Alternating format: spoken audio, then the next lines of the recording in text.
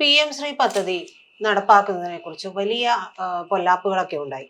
അപ്പോൾ ഇപ്പൊ media one എന്ന് പറയുന്ന ചാനലിൽ തന്നെ അതിനെ പ്രതികൂലിച്ചുകൊണ്ടുള്ള വാർത്തകളും ഡിബേറ്റുകളും ഒക്കെ വന്നു. പക്ഷെ ഇപ്പൊ മീഡിയ വണ്ണെ PM ശ്രീ നടപ്പാക്കുന്നതിൽ വലിയ പ്രശ്നമില്ല എന്നുള്ള തരത്തിൽ പറയുന്നുണ്ടല്ലോ സർ, ഇത് ശരിയാണോ? യഥാർത്ഥത്തില് ഇത് ഇവരെയൊക്കെ കണ്ടുകൊണ്ടിരിക്കുന്ന ജനങ്ങള് ഇവരുടെ സ്റ്റുഡിയോ കയറി ഇവരോട് ചോദ്യം ചോദിക്കണ്ട. അതിന്റെ കാര്യം എന്താന്ന് പറഞ്ഞുതരാം.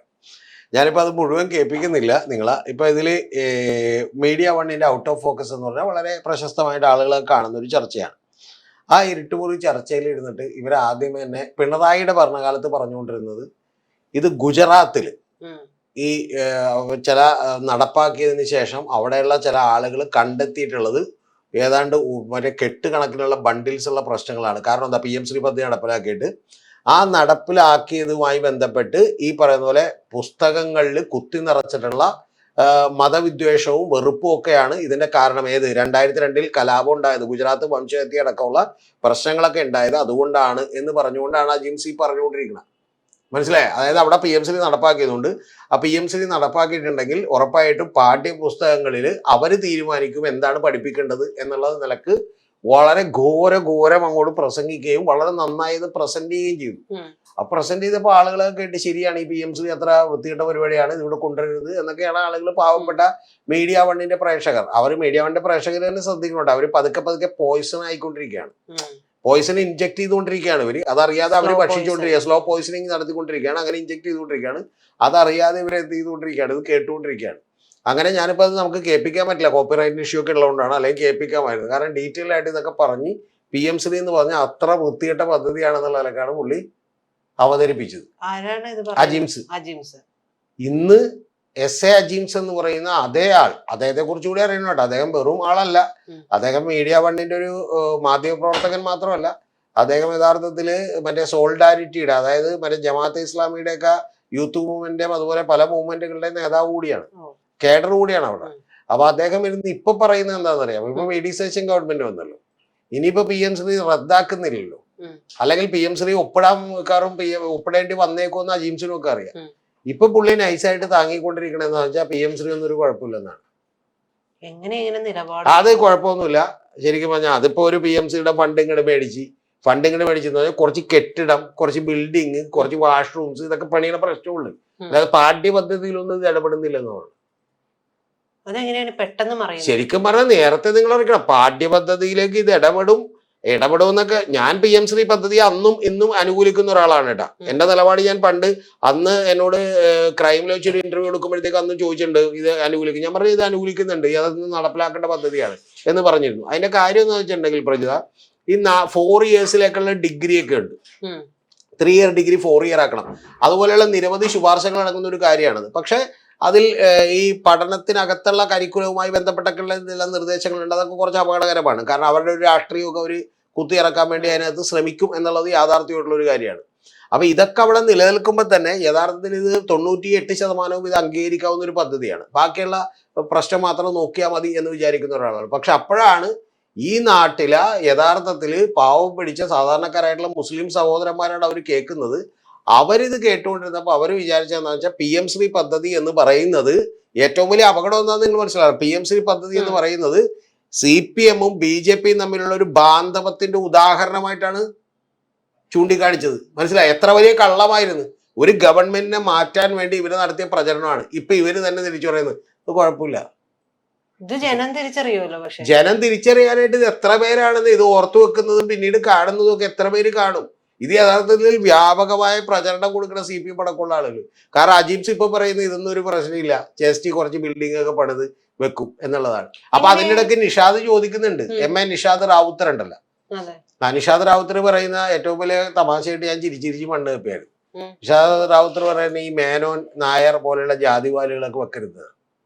അപ്പൊ പ്രജിതക്ക് സംശയം ഉണ്ടാവില്ല, പക്ഷെ അറിയാവുന്ന മുസ്ലിം സമുദായങ്ങൾക്ക് ഒരു സംശയം ഉണ്ടായി റാവുത്തർ എന്താത്. അത് ചോദിക്കരുത്. ഓക്കെ, അദ്ദേഹത്തിന്റെ ഭാര്യയുടെ കാര്യമൊക്കെ ഉണ്ട്, അതൊക്കെ അവിടെ നിൽക്കട്ടെ. കാരണം വെച്ചാൽ അത് പ്രശ്നമില്ല.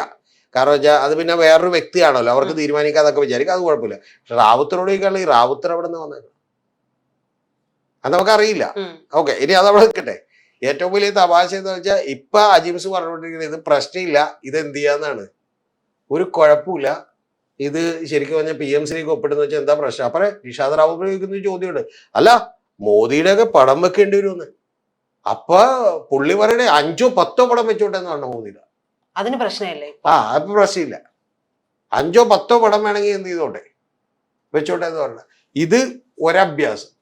ഇനി അടുത്തൊരു അഭ്യാസം ഉണ്ട് കേട്ടോ, അതാണ് വേറെ, അതാണ് ഏറ്റവും വലിയ തമാശ എന്ന് പറയുന്നത്. ഇതൊക്കെ കാണുകയും വിശ്വസിക്കുകയും ഇവരൊക്കെ ഭയങ്കര വിവരമുള്ളവരാണെന്ന് വിചാരിക്കുന്ന ആളുകളുണ്ടല്ലോ എന്ന് ഞാൻ വിചാരിക്കണം.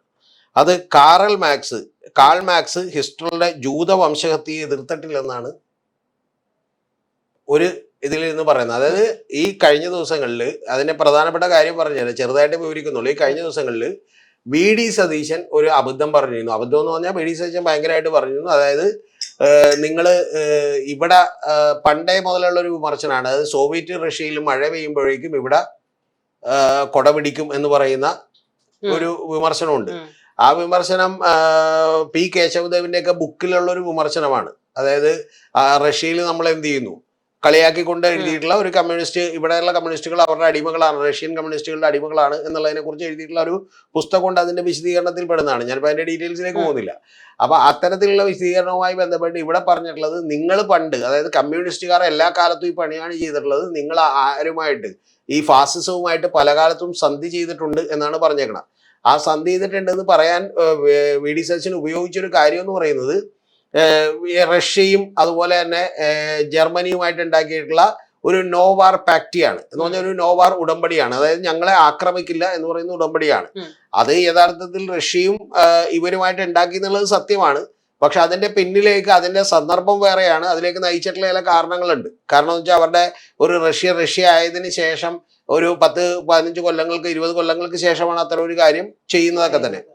അപ്പൊ അതിന്റെ വിശദാംശങ്ങളിലേക്ക് ഞാൻ പോകുന്നില്ല, അത് വേറൊരു മാറ്ററാണ് ശരിക്കും പറഞ്ഞത്. അതിൽ സതീശൻ പറഞ്ഞതിൽ വസ്തുതാ വിരുദ്ധതയുണ്ട്. സതീശൻ മനസ്സിലാക്കിയതിന് കുഴപ്പമുണ്ട് VD സതീശൻ.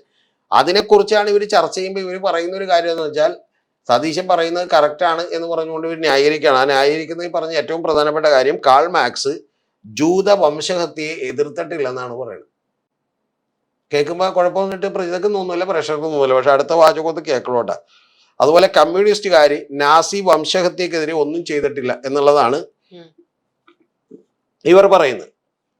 കേൾക്കുമ്പോൾ ആളുകൾക്ക് ഭയങ്കര ശരിയായിട്ട് തോന്നും. താഴെ വന്ന് കിടിലൻ എന്നൊക്കെ പറഞ്ഞുള്ള കമന്റുകളൊക്കെ വായിക്കാം. ഈ കമന്റ് വായിച്ച പ്രിയപ്പെട്ട സുഹൃത്തുക്കൾ അടുത്തൊരു കാര്യം വായിക്കണം. മാക്സും ഹിറ്റ്ലറും ജീവിച്ചിരുന്ന കാലഘട്ടം ഏതാണെന്ന് കൂടി നോക്കണം. കമ്മ്യൂണിസ്റ്റ് ചിന്തകനായിട്ടുള്ള കാൾ മാക്സ് അന്തരിക്കുന്നത് 1883 മാർച്ച് 14-നാണ്. 1883-ലാണ് അദ്ദേഹം, മാർച്ച് 14-ലാണ്. അഡോൾഫ് ഹിറ്റ്ലർ ജനിക്കുന്നത് 1889 ഏപ്രിൽ 20-നാണ്. അപ്പൊ സത്യം പറഞ്ഞാൽ കാൾ മാക്സ് തെറ്റെന്ന് പറഞ്ഞാൽ പുള്ളി ഒരിക്കൽ കൂടി ജനിച്ചിട്ട് വന്ന് ആരെ എതിർക്കണമായിരുന്നു.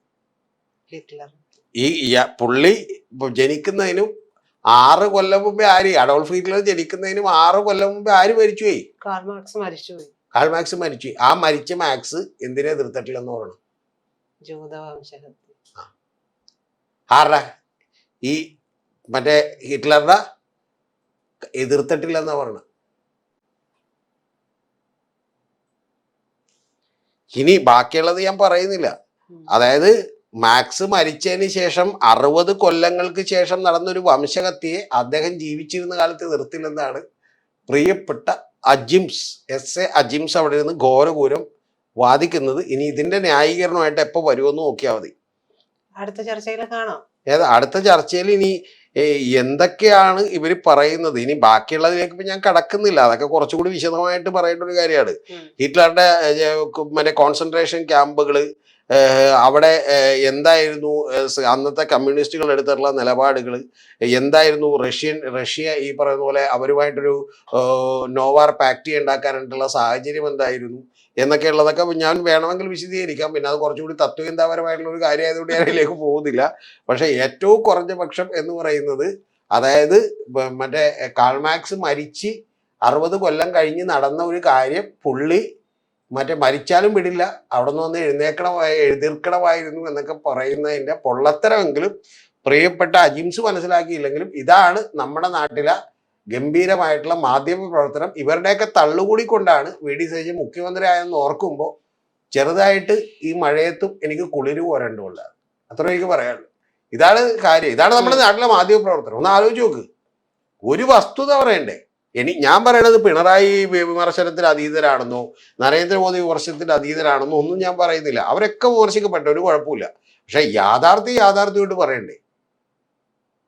കടക്കേൽ കത്തിവെക്കുന്ന കള്ളം പറഞ്ഞുകൊണ്ടിരിക്കുകയാണ്. അല്ല സാർ ഇപ്പൊ പറഞ്ഞ ഈ ഒരു കാര്യമാണല്ലോ കോൺസെൻട്രേഷൻ ക്യാമ്പ്, അത് 60 വർഷം കഴിഞ്ഞുണ്ടായ സംഭവം. ഇതൊന്നും സാധാരണ ജനം അന്വേഷിക്കാൻ പോകുന്നില്ല എന്നുള്ളതാണ്. അപ്പൊ ഇവർക്ക് എന്തും പറയാം. സാധാരണ ജനം ഇതൊന്നും അന്വേഷിക്കാൻ പോകുന്നില്ല എന്നുള്ളത് കൊണ്ട് ഇവര് ശരിക്കും ഇരുട്ടുമുറിയിൽ വന്നിരുന്ന് രണ്ടെണ്ണം ഈ പറയുന്ന പോലെ എന്ത് ചെയ്തിട്ട് വലിച്ചിട്ടാണോ ഇനി ഇതായിട്ടാണോ എന്ന് എനിക്കറിയില്ല. കാരണം അല്ലാന്നുണ്ടെങ്കിൽ ഭരിക്കണ ഒരു ഗൂഗിളിലൊന്ന് സെർച്ച് ചെയ്ത് നോക്കിയാൽ കിട്ടാവുന്ന കാര്യമല്ലേ ഉള്ളൂ. അപ്പൊ അതുപോലും ഇട്ടുകൊണ്ട് ഇവര് എന്ത് ചെയ്യുന്നു, മറ്റേ അവിടെ ഇരുന്ന് ഇവര് മനഃപൂർവ്വം പറയുന്ന കണ്ട. ഇവര് മറ്റേ ഞാൻ പറയുന്ന പോലെ നമ്മൾ കഴിച്ചിട്ടോ അല്ലെങ്കിൽ ഇത് ചെയ്തിട്ടോ അബദ്ധം പറ്റുന്ന ആളുകളൊക്കെ ഉണ്ട്. അങ്ങനെയൊന്നും കഴിച്ചിട്ടൊന്നും അല്ല പറഞ്ഞ. ഇവര് യഥാർത്ഥത്തിൽ വന്ന് ഇവര് പ്രചരിപ്പിക്കുന്നത് മുഴുവൻ നുണയാണ്. ഇവർക്ക് പിന്നെ നുണ പറഞ്ഞേ ശീലമുള്ളൂ. മനസ്സിലായി? ഇവര് അവിടെ ഇരുന്ന് മതേതരത്വം വിളമ്പിക്കൊണ്ടിരിക്കുകയാണ്. എവിടെ നിന്ന് ജമാഅത്തെ ഇസ്ലാമി മതരാഷ്ട്രം വേണമെന്ന് പറയുന്ന ആളുകളാണ്. പക്ഷെ ഇവര് വാദമൊന്നും പറയില്ല. ഇവര് പറയും മതരാഷ്ട്രം ഇല്ല, മതരാഷ്ട്രവാദം നമ്മൾ ഉപേക്ഷിച്ചു എന്നൊക്കെ നുണ പറയും. കാരണം ഇതൊക്കെ നമ്മുടെ നമ്പറാണെന്ന് പറയും. മനസ്സിലായില്ലേ? മുകേഷ് പണ്ടൊരു സിനിമ പറയണ്ടേ, ഇതൊക്കെ നമ്മളൊരു നമ്പറല്ലേ എന്ന് പറയുന്നുണ്ട്. ഏത് വേറൊരു പെണ്ണിന് ഇവന് ജോലി വേണ്ടെന്ന് പറഞ്ഞ് എഴുതി കൊടുക്കുന്ന റാംജി റാവു സ്പീക്കിംഗ് സിനിമയിൽ ജോലി വേണ്ടെന്ന് പറഞ്ഞ് എഴുതി കൊടുക്കുന്നത്. എന്നിട്ട് ഒരടി കിട്ടുമ്പോൾ പറയുന്നത് ഇതൊക്കെ ചേട്ടൻ്റെ ഒരു നമ്പറല്ലേ എന്നാണ്. അതാണ് അജീബ്സ് എന്ന് പറയുന്നത്. അജീബ്സിനെ എനിക്ക് പലപ്പോഴും മുകേഷായിട്ട് ഉപയോഗിക്കാൻ തോന്നാറുണ്ട്. കാരണം ഇത്തരത്തിലുള്ള കുരുത്തക്കേട് തരികിടെ കഴിഞ്ഞിട്ട് ഇതൊക്കെ ചേട്ടൻ്റെ നമ്പറല്ലേ എന്ന് പറയുന്ന മുഖഭാവത്തോടുകൂടി പിന്നെയും വന്നിരുന്ന് പറയും. ഒന്ന്. ഇനി രണ്ടാമത്തെ കാര്യം എന്താ അറിയാമോ? എനിക്കൊരു തവണ ചിരി വന്നു പോയിട്ടുണ്ട്. അതായത് ലഹരിക്കെതിരെ വൻ ക്യാമ്പയിൻ നടത്തുന്നു. ആരാന്നറിയാമോ? Media one. ഏറ്റവും വലിയ തമാശ എന്താണെന്ന് അറിയാമോ? ജനത്തിന് അറിയാത്തൊരു കാര്യം ഞാൻ പറയാം. ഇവരാണ് താലിബാൻ വിസ്മയമാണെന്ന് പറഞ്ഞത്. താലിബാൻ ഭരണകൂടം വന്നപ്പോൾ വലിയ വിസ്മയമാണെന്നാണല്ലോ ഇവർ പറഞ്ഞിട്ടുള്ളത്. അത് കഴിഞ്ഞപ്പോ രണ്ടാമത്തെ വിസ്മയം അവർ പറഞ്ഞേക്കണ സതീശനെ കുറിച്ചാണ്ട. സതീശന്റെ ധനകാര്യ വിസ്മയോ എന്ന് പറയണം.